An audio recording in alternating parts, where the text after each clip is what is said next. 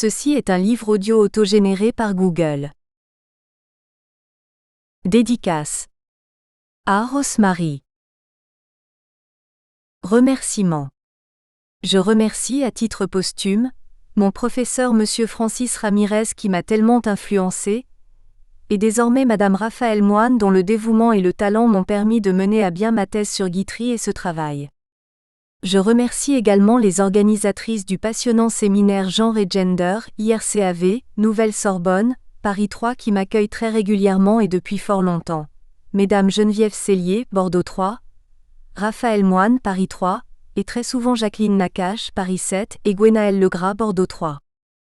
Je remercie vivement la Bibliothèque nationale, département Arts et Spectacles, et tout particulièrement Madame Noëlle Giret, et je remercie également le CNC de Bois d'Arcy qui m'a beaucoup aidé. Introduction. NB. Les documents sont souvent extraits des dossiers Sacha Guitry, Marguerite Pierry et Jeanne Fusier-Gire du département des Arts et Spectacles de la Grande Bibliothèque nationale de France, BNFAS. Comme le dit Jacques Siclayer, les emplois de fantaisistes revenaient surtout avant la guerre, à des comédiennes entre deux âges spécialistes de la caricature, excellentes d'ailleurs dans les seconds rôles de vaudeville. Et il cite 3 des actrices favorites de Guitry sur les 6 qu'il a sélectionnées. Pauline Carton, Marguerite Pierry et Jeanne Fusier-Gire. Les 3 caractéristiques qu'il retient sont justifiées, leur côté caricatural, leur jeunesse enfuie et la qualité de leurs prestations. Rappelons que, lors d'une étude récente consacrée au rapport de Sacha Guitry avec les acteurs en général, il nous parut évident qu'il préféra souvent les acteurs aux actrices plus frivoles selon lui que leurs collègues masculins. Mais leur présence est capitale dans son cinéma car s'il aime et respecte davantage les acteurs, il a toujours vécu avec des actrices dont il parle sans cesse dans ses pièces et ses films, même s'il ne leur donne pas toujours la parole. Et pourtant, ces 3 actrices furent pour lui de véritables amies avec lesquelles il se sentait très à l'aise puisque leur relation n'était ni érotique ni amoureuse. Elles lui furent fidèles pendant toute sa carrière, et tout particulièrement lors de son emprisonnement à la Libération. Marguerite Pierry n'a tourné que 6 films avec Sacha, mais ses rôles sont souvent plus dramatiques et plus longs que ceux de Pauline Carton. Elle se considérait un peu comme une tragédienne, et ses propos sur le comique au théâtre donnent une haute idée de ses exigences. Elle joua des rôles importants dans Ils étaient 9 célibataires, Donne-moi tes yeux, Aux 2 colombes, La vie d'un honnête homme mais aussi dans 2 caméos, Napoléon et Si Paris nous était compté. Elle joua aussi pour Renoir, Mirande, Lacombe et Christian Jacques entre autres. Jeanne Fusier-Gire participa à 9 de ses films. La Malibrane, Le diable boiteux, Tout à accent circonflexe, Le trésor de Cantenac, Tu m'as sauvé la vie, De Bureau, La poison et à 2 caméos, Si Versailles m'était compté et Si Paris nous était compté. Ces personnages furent parfois essentiels à l'intrigue comme dans Le diable boiteux, Tout à accent circonflexe ou Tu m'as sauvé la vie. Ils furent parfois aussi plus légers et plus éphémères dans La Malibrane, Le trésor de Cantenac et La poison mais ces passages rapides sont souvent impressionnants, tel celui de la sinistre marchande à la toilette dans De Bureau. Elle n'a pas tourné autant de films dans sa carrière que Pauline Carton mais elle en compte quand même 80 et elle a travaillé pour Baker, Bernard, Carnet, Cavalcanti, Carnet, Clouzot 3 fois, Duvivier 2 fois, L'Herbier, Ophuls, Siodmak et Valentin. Une confusion s'est parfois établie entre les rôles de personnages modestes, femmes de chambre bonnes, qu'elles ont joué toutes les 2 avec brio, et leur niveau social ou intellectuel. Elles n'ont pas toujours été gâtées par les metteurs en scène de cinéma, en conséquence. Avec Guitry, en revanche, elles ont pu jouer des rôles bien plus complexes et plus dramatiques que leur formation classique, doublée parfois d'une expérience originale au music-hall, leur permettait d'aborder. C'est cette très longue coopération avec Guitry, cette amitié profonde et durable qui les unissait, qu'il serait intéressant d'étudier afin de rendre compte de l'originalité et de la richesse de leurs personnages. Elles ont toutes les 3 fait partie de cette troupe de Guitry à laquelle Pauline Carton était si fière d'appartenir aussi, comme elle le dit dans ses lettres à son metteur en scène. Pauline et Jeanne étaient un peu interchangeables dans leurs emplois de soubrette. Marguerite Pierry joua des rôles de bonne terrifiante mais pas chez Guitry, et quand Pauline Carton émigra en Suisse pendant la Seconde Guerre mondiale, c'est Jeanne qui hérita un peu de ses rôles de bonne. D'autres liens avaient rapproché l'auteur de ces actrices dans le passé. Guitry avait rencontré Jeanne Fuslier-Gire dès sa jeunesse, dans un cours d'art dramatique où l'avait envoyé Lucien, et elle fut la seule actrice de la troupe qui se permit de le tutoyer. Dès 1907, elle avait joué pour lui dans La Clé avec Réjeanne. Quant à Marguerite Pierry, elle était aussi pour Guitry la femme de son collègue et ami Marcel Simon qui dirigeait un théâtre parisien et qu'il avait souvent rencontré chez Feydeau, dans sa jeunesse. Marguerite et Jeanne figurent toutes les deux en bonne place dans cette Bible du cinéma français consacrée aux acteurs d'avant-guerre que constituent les excentriques du cinéma français de Chirat et Barrault, 1983. Jeanne Fuslier-Gire figure au chapitre intitulé Madame est servie, et Marguerite Pierry est l'une des petites Marguerites du livre, avec Monsieur Deval et Monsieur Moreno. Il eût été envisageable d'évoquer aussi la présence près de Guitry, de deux stars du cinéma et du théâtre qui ne lui durent cependant pas leur célébrité.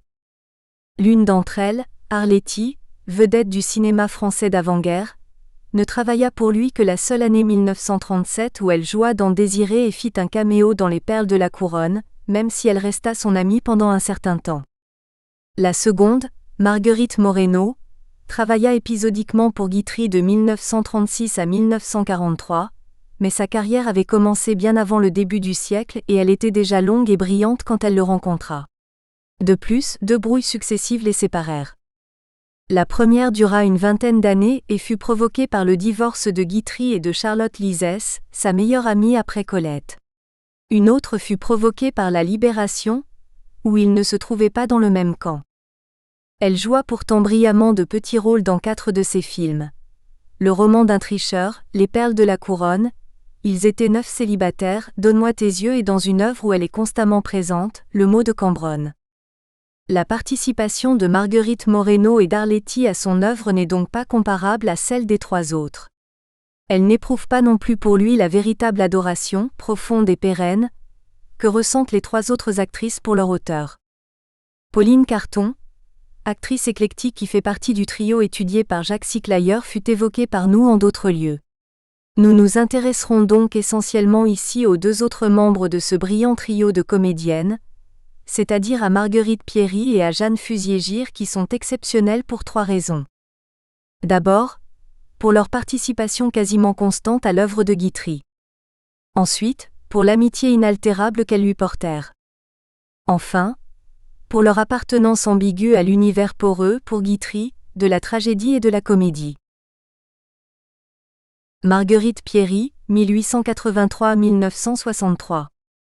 Marguerite Pierry fait donc partie d'un groupe d'actrices comiques exceptionnelles, selon Jacques Siclayer, et elle joua pour Guitry de 1933, Château en Espagne à 1956, Si Paris nous était compté, donc dans 5 pièces et 8 films. Elle fit également partie du cercle de ses amis intimes. On la voit par exemple assister avec les Happy Few à l'inauguration du buste de Lucien Guitry en 1931. Plus tard, Guitry la protégera pendant la guerre, ainsi que son mari Marcel Simon qui était juif et elle fut à la Libération, une des rares amies qui lui restèrent fidèles. Elle occupe donc une place importante dans nos recherches. Nous tenterons d'étudier sa carrière au théâtre avant que Sacha ne l'utilise. Quelles sont les raisons de son attirance pour cette actrice atypique qui fit carrière à la fois au cabaret et au théâtre de boulevard tout en ayant dans sa jeunesse l'intention d'entrer à la Comédie Française? Une autre question se pose. Même s'il l'a fait jouer au théâtre dès 1933, dans Château en Espagne, pourquoi figure-t-elle surtout dans la partie sombre de son œuvre, c'est-à-dire celle de la guerre et surtout celle qui suit la Libération? Pourquoi décide-t-il de faire soudain appel à son talent, alors qu'il aurait pu le faire beaucoup plus tôt? Elle n'arrive en effet dans le cinéma de Guitry qu'en 1939, alors que Pauline Carton est présente dans son œuvre depuis 1927 et depuis quelques années déjà, dans ses films. Quels aspects enfin de la personnalité de l'actrice et de sa carrière motivèrent-ils ce choix? Chapitre 1. Une institutrice devient actrice. Une enfance paradoxale. Elle naît à Paris en décembre 1887. Elle y mourra en 1963 et sera enterrée au cimetière juif de Bagneux avec son compagnon Marcel Simon qui porta l'étoile juive pendant la guerre. Elle est née Peter, nom d'origine alsacienne, mais choisit de s'appeler Pierry, traduction approximative de Peter, sans doute pour des raisons familiales car ses parents ne désiraient pas qu'elle devînt actrice. On sait peu de choses sur son enfance car elle n'en parle pas du tout dans ses interviews qui sont souvent consacrées à ses débuts au théâtre et à sa rupture avec sa famille, qui ne supportait pas ses aspirations et désirait faire d'elle une fonctionnaire. On n'est guère étonné par ses bons résultats scolaires, car tous ceux qui l'ont rencontrée ont été frappés par son intelligence. Par ailleurs, elle fut élevée par un père qui aimait la littérature allemande et composait des poèmes qu'il lisait à sa famille. Ce fut une très bonne élève qui s'intéressa aussi dès le lycée, au théâtre classique auquel elle resta fidèle puisque 3 ans avant sa mort, elle jouait encore 3 pièces de Molière, l'Avare, Les femmes savantes et Georges Dandin. Sa terrifiante Frosine de l'Avare fit grande impression. Élève studieuse, elle obtint sans peine le brevet supérieur et c'est à ce moment-là que le conflit avec son père détermina sa vie, car il n'était pas du tout d'accord sur son orientation. Son père avait eu des débuts dans la vie très modeste. Il avait connu la pauvreté à laquelle il avait échappé par son courage, et il tenait à ce que sa fille exerce le métier d'institutrice qui lui assurerait l'indépendance, un revenu régulier et une retraite, comme elle l'explique dans une interview de Notre Cœur du 19/12/1941. Il avait eu une enfance misérable et réalisé son ambition d'être employé de bureau. Pauvre cher papa qui rêvait de me voir entrer sans obstacle dans les rouages de l'enseignement primaire, lui qui avait tant lutté pour conquérir sa place dans une misérable banque. C'était à lui que je devais cet amour des beaux vers, à lui qui passait ses loisirs à traduire Schiller. Il répétait avec autorité : « Tu entreras à l'école normale. » Marguerite Pierry finit par échapper au projet paternel car elle possédait une forte personnalité comme elle le confesse dans une lettre à Sacha Guitry consultable au dossier Pierry de la BNF. Je suis tout simplement un être tout droit avec les défauts que cela comporte, brutalité, manque de diplomatie, bêtise crasse. Mais quand j'aime bien c'est pour de bon, tenez-vous-le pour dit. Contrainte et forcée, elle accepta pourtant de se présenter à l'examen d'entrée à l'école normale d'institutrice mais elle sabota littéralement l'opération. À l'écrit elle ne parvint pas, malgré son désir, à faire suffisamment de fautes d'orthographe. Elle fut donc reçue et ses parents furent très heureux mais elle se vengea à l'oral. La couture et le dessin me sauvèrent et j'arrivai à 1/10 de point derrière la dernière lauréate, dit-elle dans Notre Cœur. Pour la punir, en guise de vacances, on la fit travailler chez une modiste, elle livra des cartons à chapeau. Ce qui l'enchanta car elle put observer attentivement les ouvrières et elle s'efforça discrètement de les imiter. Elle leur déclama du Molière et les fit beaucoup rire. Elle apprit ainsi son métier. À la rentrée, son père qui ne désarmait pas l'obligea à passer l'examen des suppléantes de l'enseignement primaire. Elle devint donc institutrice sans diplôme, et elle raconte qu'elle s'absentait souvent car elle s'inventait des décès familiaux afin de déserter commodément son poste. Elle rencontra beaucoup plus tard un de ses anciens élèves surnommé Papier Mâché et se revit alors. Loin dans le passé, lui debout au tableau noir, moi assise sur l'estrade avec sa figure pâle et sa mèche blonde tombant mollement sur les yeux craintifs qui m'étaient familiers. Plus que familiers même, attendrissants et affectueux. Notre cœur ? Elle n'oubliera jamais son ancien métier, et toutes ses interviews orientent sa persona dans cette direction. Son air parfois revêche d'institutrice, vieille fille, desséchée et autoritaire, donc conforme aux clichés de l'époque, fut souvent utilisé au cinéma. Dédarieux et Monsieur Pierry, le bal, W-t-il ? On lui confiera quelques rôles d'enseignante très convaincants. Au théâtre, dans Jeune fille, comme le dit Jean-Pierre Morph, elle fut cette institutrice au cœur intact, protégée par sa sécheresse, ce qu'elle avait refusé d'être dans la vie. Sous le nom d'Isabelle Cosette, elle fut au cinéma un professeur de piano excentrique et cruel dans Le bal, Till, 1931, mais aussi l'inénarrable adjointe et amie de la directrice progressiste de prison sans barreaux, Moggy, 1938. Ironique avec ses stupides collègues traditionalistes, elle s'insurgeait dans ce film contre le système des maisons de correction de l'époque et se montrait affectueuse avec les élèves. Cette rébellion contre le système administratif était évidemment la sienne. Plus tard, sous le nom de Madame Charbonnier, elle dirigea comiquement, mais avec autorité, la préparation aux examens des collégiens de Ray Ventura dans Tourbillon de Paris, Diamant Berger 1940. Devenue Mademoiselle Thomasin enfin, excellente pédagogue, Elle apprendra au sculpteur Bressol, Guitry, devenu aveugle, à supporter sa solitude dans Donne-moi tes yeux 1943. Plus significatif peut-être est le langage qu'elle utilisa dans un article, où elle conseillait aux acteurs de se livrer à une série d'analyses logiques. Ce langage à la fois pédagogique et grammatical lui venait de son ancien métier.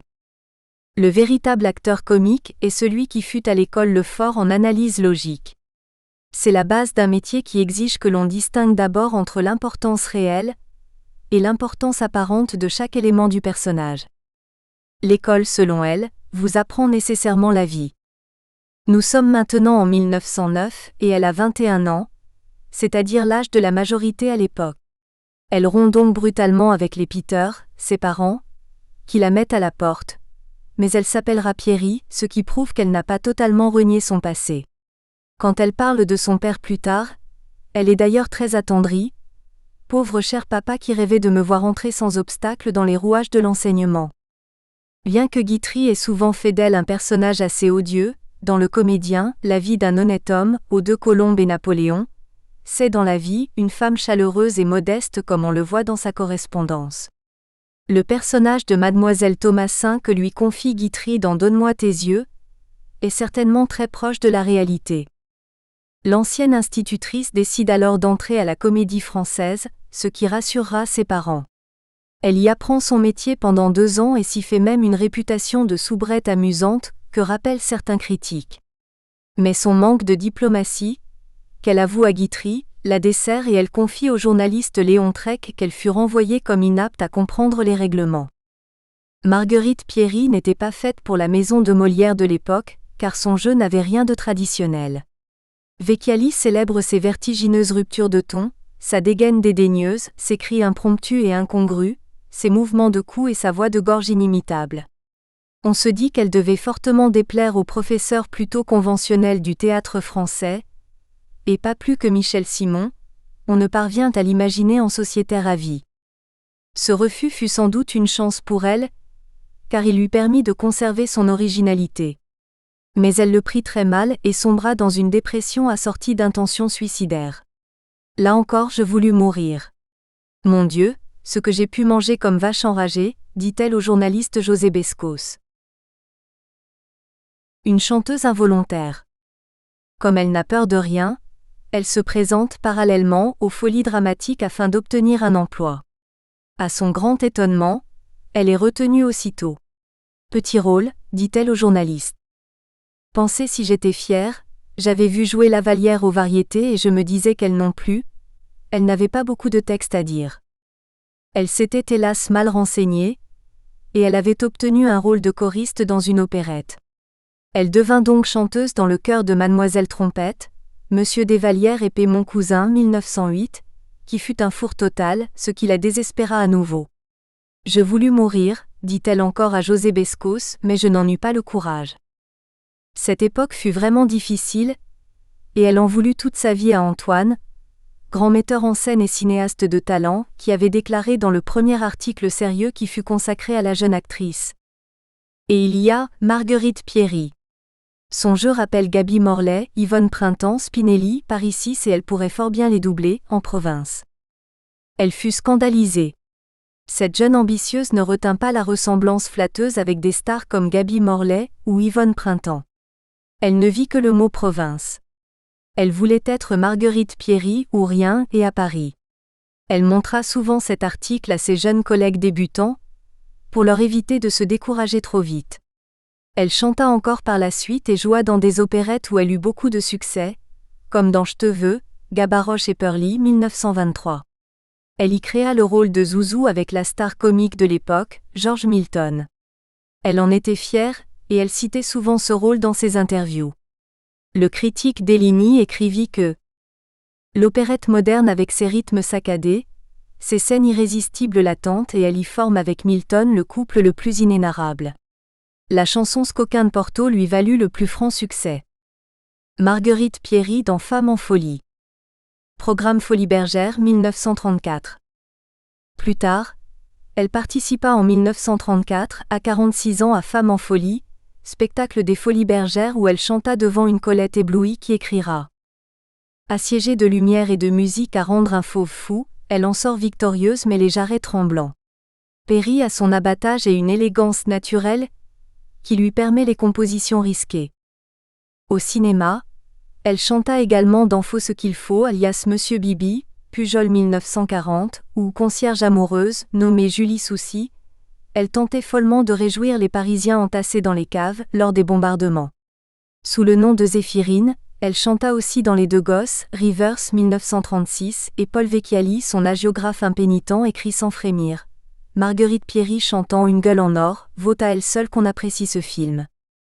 Sa carrière continue à progresser et en 1926, elle joue dans Divin mensonge en compagnie de 2 actrices qui travaillèrent pour Guitry. Madeleine Suffel qu'on aperçoit dans Le Comédien et Mireille Perret qui jouera un rôle essentiel dans Tout à accent circonflexe. On y trouve aussi le Vigan qui travailla pour Duvivier, Renoir, Gans, Baker, Epstein, L'Herbier et Pagnol. C'est dire qu'elle joue maintenant dans la cour des grands mais toujours dans des rôles secondaires. En 1929, elle chante dans Pochette Surprise avec son nouveau mari Marcel Simon, grand ami de Sacha Guitry à l'Eldorado dont il est le directeur. Elle interprète le rôle de Madame Gravandier. En 1937, elle crée La Belle Saison avec 3 des plus célèbres chanteurs de l'époque, Pils, Tabet et Lucienne Boyer. Le très célèbre comique Boucot est également de la partie. En 1938 enfin, dans Les Petites Cardinales, elle chante sur une musique de Honegger et de Jacques Ibert, le rôle de Madame Cardinal qui vend discrètement ses filles aux plus offrants dans les coulisses de l'opéra. 3 de ses partenaires sont des interprètes de Guitry. D'abord Saturnin Fabre avec lequel elle vient de jouer avec succès au théâtre dans Les Fontaines Lumineuses, Louis Verneuil 1935, et qui sera l'affreux corniche de Désiré et son mari dans Ils étaient 9 célibataires. Puis Yvette Lebon qui succéda un temps à Geneviève de Séréville dans Le cœur de Sacha, et joua pour lui dans Le Bien-aimé 1940, Vive l'Empereur 1941, et Désiré Clary 1941. Enfin Numès fils, acteur juif fétiche de Guitry. Il avait été le ridicule fiancé de Jacqueline de Lubac dans Bonne chance 1935.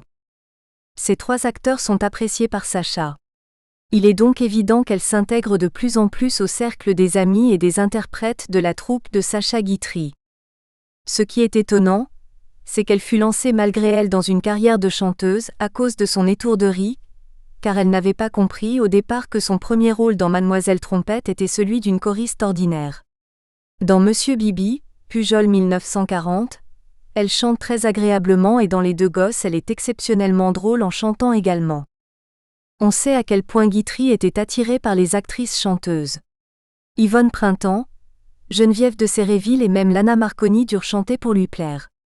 Marguerite Pierry aurait pu en faire autant, mais elle était sans doute trop âgée pour correspondre encore à ces canons de la beauté féminine. Il ne la fit donc pas chanter au cinéma et lui confia souvent des rôles de femmes vieillies, desséchées et cruelles, qu'elle joua sans coquetterie aucune. Marguerite Pierry et le cinéma muet. Ses débuts au cinéma datent de 1912 quand elle joue dans Antar dont le metteur en scène reste ignoré, même de Raymond Chirat, où elle joue le seul rôle féminin du film. Pabla, Marguerite Pierry, princesse arabe, est arrachée à son oasis par un certain Zobaïr qui l'aime et qui la veut mais doit lutter contre un rival jaloux nommé Antar, lequel lui crèvera les yeux. Antar est finalement empoisonné par Zobaïr et meurt sur son cheval, ce dont il avait toujours rêvé. Son cadavre, Sikh, resté en selle, terrifiera le monde à tout jamais. On ne l'imagine pas tellement dans ce rôle romanesque, mais il est vrai qu'elle n'a que 24 ans. Le film sera tourné au studio de Joinville, et sans doute également à la mer de Sable. Le film suivant sera Les Trois Sultanes, Adrien Caillard, 1912, comme le prétend l'écrivain Jean d'Astorque qui la connaît bien. Elle n'apparaît pas, hélas, au générique de ce film colorié. Son prochain rôle intéressant au cinéma ne lui sera offert que 19 ans plus tard, dans On purge bébé de Renoir. Jeanne Fusier-Gire subira la même éclipse mais pas Pauline Carton. C'est donc une actrice assez polyvalente qui débute sa carrière à cette époque. Elle chante au cabaret et elle tourne 2 films en 1912. Au théâtre, elle ne trouvera un vrai rôle qu'en 1921 quand elle participera au Caducée d'André Pascal mais elle estime, elle, que ses véritables débuts au théâtre ne datent que de 1924, dans La Fleur d'Oranger d'André Mirabeau, et c'est un grand succès pour elle. Elle est Madame de Sainte-Fugace, mariée mais toujours vierge et cependant très émue par la sexualité du jeune couple de la pièce. Elle apparaît dans quelques scènes et le critique Robert de Beauplan écrit: dans un rôle de second plan, elle a su trouver des mines et des intonations irrésistibles, d'une parfaite finesse comique. Elle déclarera plus tard au journaliste Barancy: j'aborde la comédie dans La Fleur d'Oranger. Ah! Ce rôle de Madame de Sainte-Fugace, il paraît que ce fut une étape. Elle commence à travailler dans les cabarets, puisque le théâtre classique n'a pas voulu d'elle. Comme son père, elle partira donc de rien et comme lui, elle réussira. Le cabaret lui servira d'école, et elle se souviendra quand même un peu de l'enseignement qu'elle a reçu en vain pour pénétrer dans la maison de Molière. La Gugus du cabaret. Gugus est un terme qu'elle utilisait souvent en parlant d'elle-même. Heureusement, dans les pièces sérieuses qu'elle joua par la suite, elle constata avec plaisir que cet aspect inhabituel de son jeu et de sa personnalité était bien accepté par le public. On grognait moins. On commençait à me pardonner de soulever ainsi de temps en temps mon rude manteau de Gugus. Pour l'instant, elle débute faute de mieux au cabaret, et elle écrit sans prétention aucune. J'ai débuté au cabaret La Pie qui chante, et je jouais le rôle d'une cuisinière amoureuse d'un boxeur. J'ai été une brave femme qui fait faire pipi à son chien, une reine des reines un peu pompette. Vous vous rendez compte du pathétique qui pouvait se dégager de tout cela. Physiquement, on la remarque très vite car elle soigne son apparence. Elle porte souvent une bague. Nous espérons que vous avez apprécié cet aperçu. Pour continuer à écouter ce livre audio sur Google Play Livres, utilisez le lien dans la description de la vidéo.